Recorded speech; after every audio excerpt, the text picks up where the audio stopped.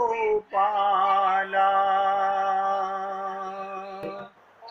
भज गिरिधर गोविंद गोपाला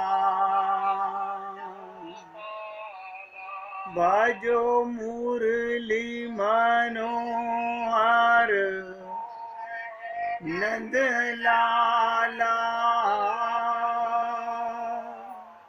भजो मुरली मनोहर नंद लाला भज गिरिधर गोविंद गोपाला भजो गिरिधर गोविंद गोपाला भजो मुरली मनोहर नंद लाला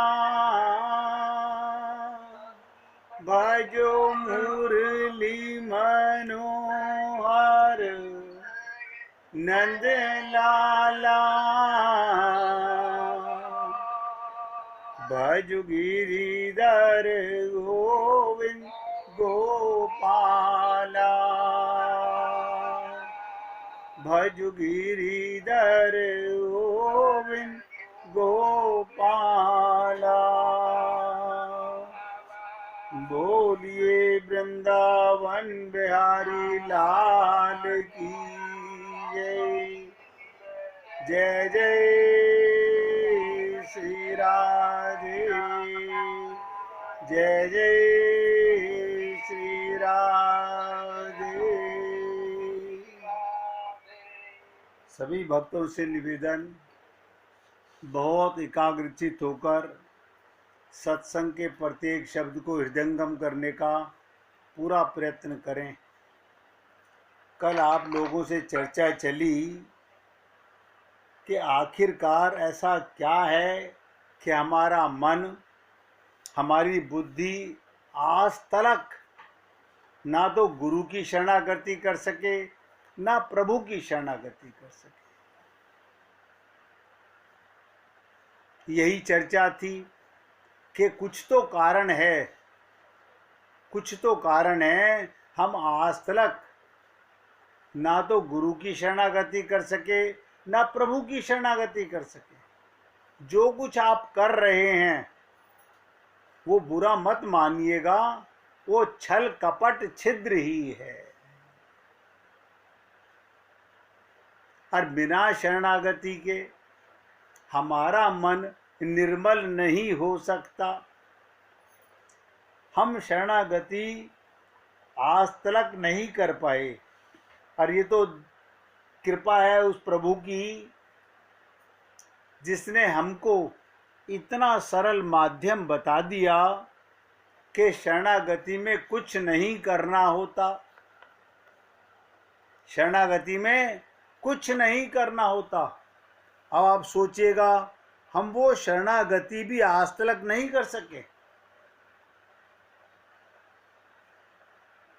कोई कारण है। तो कल मैं आपसे चर्चा कर रहा था, क्योंकि हमें अपना स्वरूप का ज्ञान नहीं है, संसार के स्वरूप का ज्ञान नहीं है, इसीलिए हम शरणागत नहीं हो पाते। हमें ऐसा लगता है हमने जमाने को कहा आई लव यू, जमाना तो विश्वास करता है। हम गुरु और भगवान से कहें आई लव यू, वो विश्वास नहीं करते। क्या कारण है? देखिए, ये बात तो आप सब समझ सकते होंगे। अगर आप अपने गुरु से कहें या भगवान से कहें कि मैं आपकी शरणागति में, तो उनको विश्वास क्यों नहीं हो रहा? उनको विश्वास क्यों नहीं हो रहा? क्यों? क्योंकि हमारे कथनी और करनी में अंतर होता है। और हम लोग बहुत सरलता से मैं आपको बताना चाहता हूं, हमारा कल्याण नहीं होने वाला, आपकी कोई पूजा पाठ अर्चना उपासना कुछ काम नहीं करने वाला। आप फिर एक बार अपने जीवन का बहुमूल्य समय गंवाने जा रहे हो। अगर शरीर रहते हम शरणागत ना हो सके। तो इसी के ऊपर कल हमने आपसे चर्चा की, आत्म स्वरूप पर। मैं अपने स्वरूप को नहीं जानता। और मैंने कल आपसे निवेदन किया था, अगर किसी भक्त को कुछ समझने में कठिनता हो तो आप एक बार नहीं 50 बार पूछो, 100 बार पूछो। ये दास आपकी सेवा के लिए तत्पर है। लेकिन आप पूछेंगे नहीं तो मैं ऐसा महसूस करूंगा कि अब आप समझ गए हैं। अब इसका मतलब आप आत्मा बन चुके हैं। आपको आत्मा का स्वरूप का ज्ञान नहीं। ध्यान दो, ज्ञान तो होता है बुद्धि में। आप अपने को आत्मा मान चुके हो।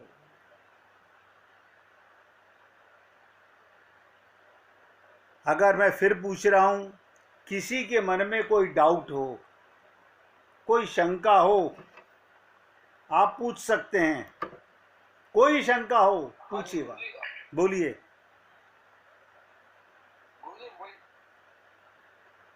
बोलिए बोलिए, आवाज नहीं आ रही आपकी। मुझे अभी तक अपने स्वरूप का ज्ञान नहीं हुआ है। हाँ, बहुत सुंदर है, बहुत सुंदर है। कम से कम कोई अपनी त्रुटि को एक्सेप्ट तो करे। और ये मैं एक बात और खुल के बता रहा हूं, हम में से किसी को भी, जितने और भक्त लोग विराजमान हैं,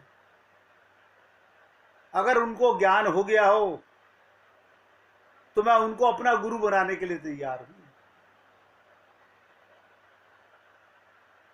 नहीं हुआ है। कल भाई जी ने बहुत सुंदर भजन सुनाया। अब बताइए, मैं पहली सीढ़ी पर ही खड़ा नहीं हो पा रहा, मैं अगली सीढ़ी पर कैसे ले जाऊं आपको? आप पहली सीढ़ी पर ही लड़खड़ा रहे हो, तो अगली सीढ़ी पर कैसे पहुंचोगे? ऐसे सुनने से क्या होगा? आपको देखो, जो स्त्रियां हैं उनको अनुभूति होती है, हाँ मैं स्त्री हूं। जो पुरुष है उनको अनुभूति होती है, हाँ मैं पुरुष हूं। जो ब्राह्मण हैं, जो वैश्य हैं, जो क्षत्रिय हैं, उनको अनुभूति होती है। और मैंने आपको कहा, इनमें से आप कोई भी नहीं है। आप ना स्त्री हैं, ना पुरुष हैं, ना ब्राह्मण हैं, ना क्षत्रिय हैं, ना वैश्य हैं। सब शरीर की अनुभूति है। जब आत्मा की अनुभूति ही नहीं हो रही तो आगे बढ़ने का लाभ क्या? इसीलिए मैं आप लोगों से बोलता हूं कि साधना करो, लेकिन किसी के पास समय ही नहीं है। हर व्यक्ति इतना बिजी है कि उसके पास समय नहीं है। कल भाई जी ने बहुत सुंदर भजन सुनाया, अगर नाथ देखोगे अवगुण हमारे, अगर नाथ देखोगे अवगुण हमारे, तो हम कैसे भव से लगेंगे किनारे, तो हम कैसे भव से लगेंगे किनारे। आप बताइए, अगर भगवान हमारे अवगुण देख रहे होते तो हमारे जीवन में संतों का संग, गुरुओं का संग कभी नहीं हो सकता।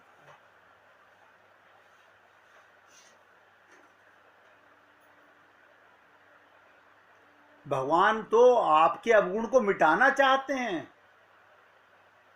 तभी तो हम लोगों के जीवन में कोई संत महात्मा सत्संग लेकर के आता है। लेकिन हम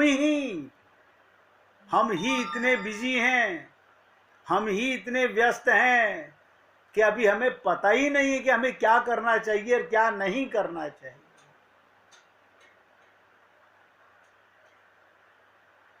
बहुत बार निवेदन किया, हम लोगों की आदत पड़ चुकी है, जहां देखी तवा परात वहां बिताई सारी रात।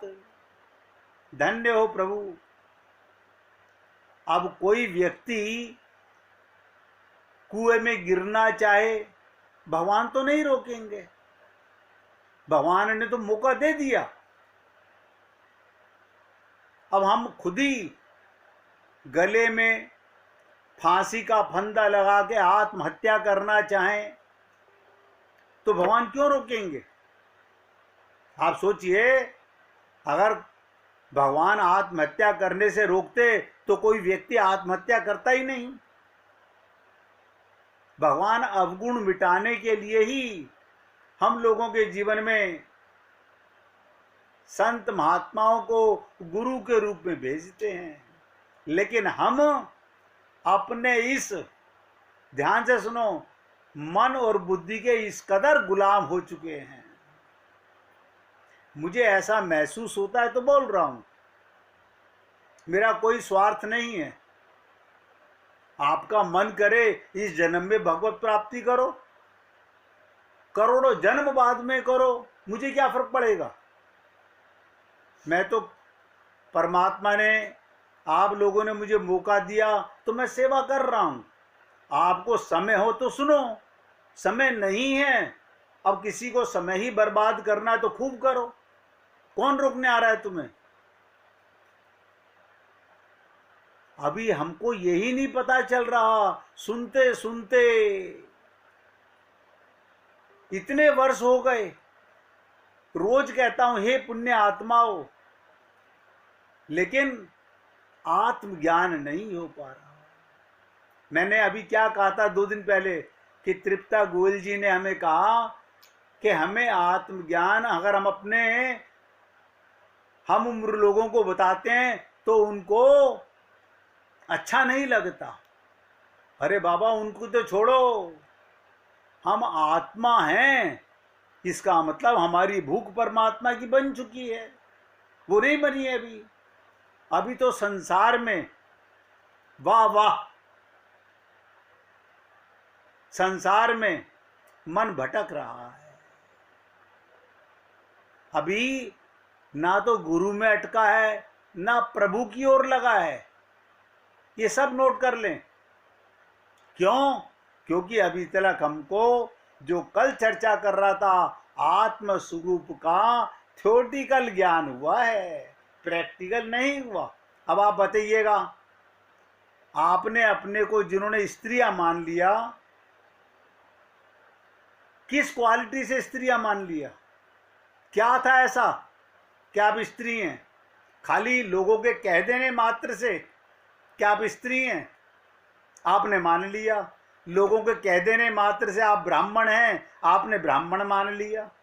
ब्राह्मण माने तो वो होता है जो ब्रह्म को जाने, जो परमात्मा को जाने, वो ब्राह्मण है।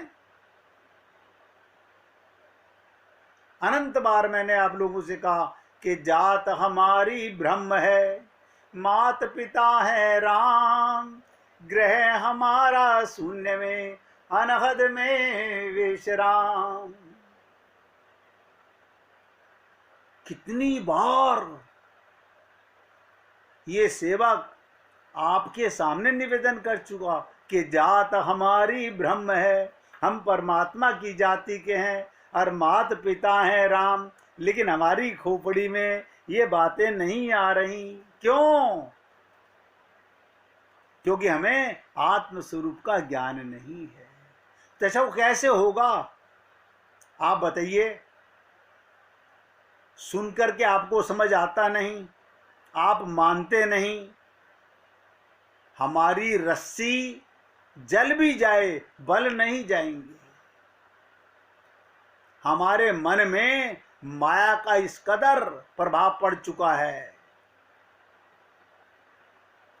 धन्य हो राजकुमार जी का, जिन्होंने कहा कि मुझे अभी आत्मा के स्वरूप का अनुभूति नहीं हो पा रही। आप सब सोचते देख लीजिएगा, आत्मा की अनुभूति वह है, कोई तुम्हें बुरा कहे बुरा ना लगे, कोई तुम्हारी बुराई करे तुम्हें बुरा ना लगे, तुम्हारे को 24 घंटे सब में परमात्मा का दर्शन होने लगे, तुम्हारा किसी से ममता मोह आसक्ति ना हो संसार में। या तो सब में परमात्मा को देख रहे हो, वरना सब माया है। लेकिन आप और हम लोग काया और माया के चक्कर में फंस गए हैं। कितने जन्म हो गए? अरे बाबा करोड़ों जन्म हो गए, और ये एक और जा रहा है, एक और जा रहा है।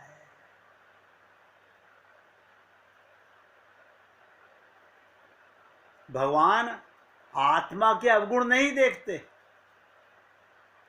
आप बताइए, भगवान तो अवगुण जब देखते कि हमें कोई ज्ञान कराने वाला ना होता, और हम भगवान से कहते कि आपने हमारे को कब ये ज्ञान कराया कि मैं आत्मा हूं। देखो कितना ही विचित्र चीज है। हमें शरीर का इतना ध्यान है कि लोगों को दवाइयों के नाम रटे होते हैं, ये दवाई लेता हूं मैं, ये दवाई लेता हूं मैं। आप अपने आप से देख लीजिए कि सुबह उठने से लेकर रात्रि सोने तक आपको कितनी बार ये फील होता है कि मैं आत्मा हूं, बस। जबकि 24 घंटे होना चाहिए, क्योंकि आप हो आत्मा। लेकिन अनुभूति शरीर की होती है। आप अच्छा कभी बता दीजिए, कोई भी बता दीजिए अपने आप को, आप कमरे में बैठ के अपने को कमरा मानते हो क्या? आप दिल्ली में रहते हो तो क्या अपने को दिल्ली मानते हो क्या? इस शरीर में रहते हो, अपने को शरीर मानते हो। ये शरीर स्त्री का है, ये शरीर पुरुष का है। आप स्त्री और पुरुष नहीं हैं, आप आत्मा हैं। जब यहीं पर कमजोर हैं, अगली सीढ़ी संसार के स्वरूप को, माया के स्वरूप को कौन जानेगा? आप मुझे बताइए, हमारा मन माया का, हमारी बुद्धि माया की, हम क्या खाक समझेंगे माया को? जब आत्मज्ञान हो जाएगा तब अगली क्लास में बढ़ा जा सकता है। हम अनंत जन्मों से फेल हो रहे हैं, पहली क्लास में ही फेल। मैं आपको ऐसे ही झूठ बोल दूं, बस आप में एक विशेषता है वो बता देता हूं कि आप सब अपना कल्याण करना चाहते हैं, लेकिन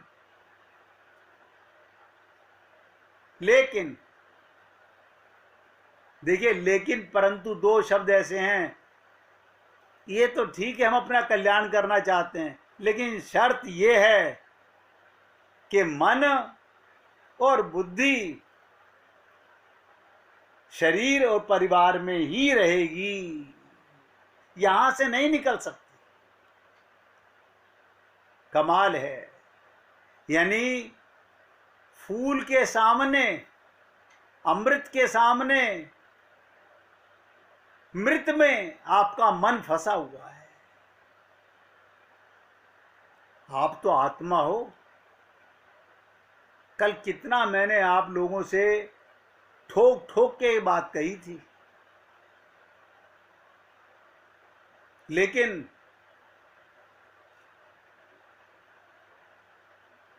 कोई सोचता ही नहीं। मैंने आप लोगों को भगवान का पत्र सुनाया, हाँ उस दिन बहुत अच्छा लगा था, उस दिन बहुत अच्छा लगा था। अब क्या वो पत्र पुराना हो गया? बता, जिस दिन हम तिरुपति बालाजी के मंदिर में गए, उस दिन तो भगवान हमें बहुत प्यारे लगे थे, लेकिन बाहर निकलते ही पति और बेटा प्यारा लग रहा है। ना ना, वो तो वहां अंदर भी प्यारे लग रहे थे।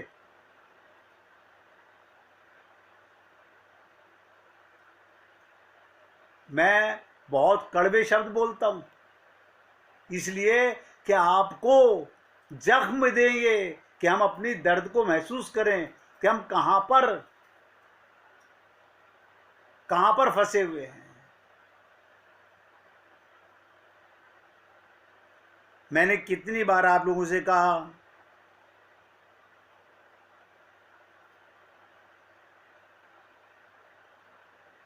कितनी बार आप लोगों से कहा कि हमारा कल्याण शरणागति से हो जाएगा।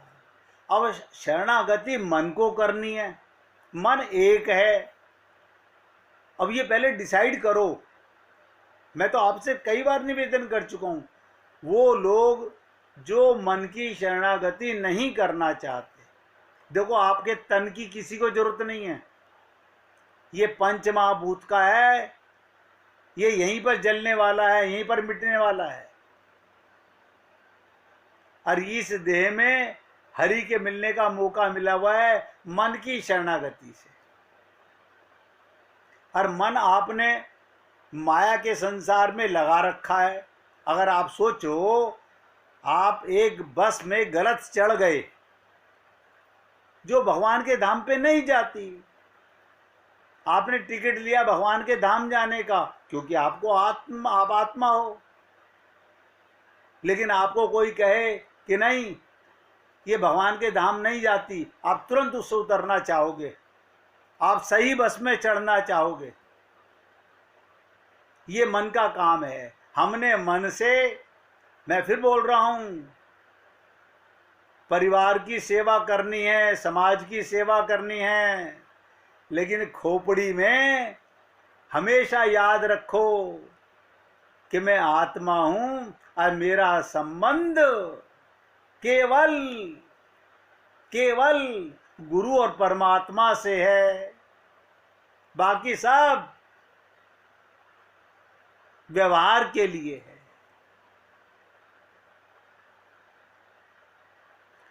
देखिए, मेरे प्रयत्न का लाभ कब मिलेगा? जब प्रैक्टिकल में आप आगे बढ़ोगे। थ्योरेटिकल सुनने से क्या, आपको लीलाएं याद हो जाएंगी, आपको जैसे आरतियां याद हो गई, भजन याद हो गए, पूजा याद हो गई। गणेश जी की आरती हमें याद है, कार्तिक के महीने में बहुत सुनी हुई है हमने, हमें पार्वती जी की याद हमने बहुत सुनी हुई है। ये सब धोखाधड़ी आपको बहुत याद है, लेकिन प्रेम कहाँ पर है? भगवान तो प्रेम के पुजारी हैं, भगवान तो प्रेम के भूखे हैं। हम भजन तो गाते हैं, देखो कितना सुंदर भाव था, अगर नाथ देखोगे अवगुण हमारे। भगवान तो अवगुण मिटाना चाहते हैं, देखना कहाँ चाहते हैं? अरे देखते तो ही तो मिटा रहे हैं।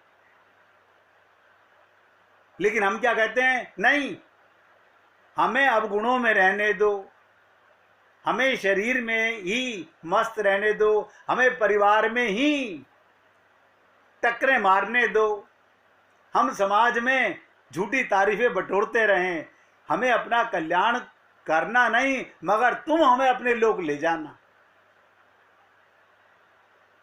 ऐसा ना तो कभी हुआ है और ना कभी होगा। करोड़ों कल्प हो चुके हम लोगों को बार बार आते हुए और यहां से जाते हुए। ये कोई पहली बार नहीं है कि आप शरीर में आए हुए हो, कोई पहली बार नहीं है जो आप सत्संग सुन रहे हो। जब आपको भगवान इतना कड़वा सत्संग सुनवा रहा है, इसका मतलब पहले कभी न कभी सत्संग का चस्का लग चुका है। आपको सत्संग का नशा पहले भी लग चुका है। इसी भजन के अंदर क्या कहा? हमारे लिए क्यों देर किए हो, गणिका अजामिल को पल में उबारे। अब आप सोचिएगा,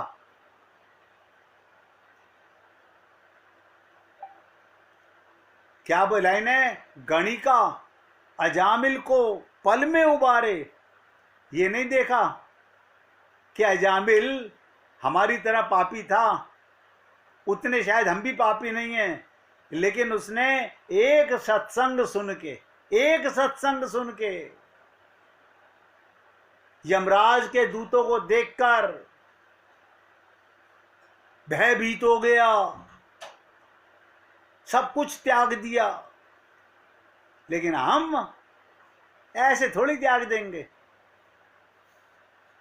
हम ऐसे नहीं त्यागने वाले। गणिका वैश्या थी, लेकिन जैसे ही विवेक जागा, बिनु सत्संग विवेक न होई, और बिनु विवेक हरि कृपा न होई। ये सत्संग से विवेक जागता है। विवेक क्या करता है? क्या मेरा है और क्या मेरा नहीं, ये विवेक है। आप अपने हृदय पर हाथ रख के देख लो।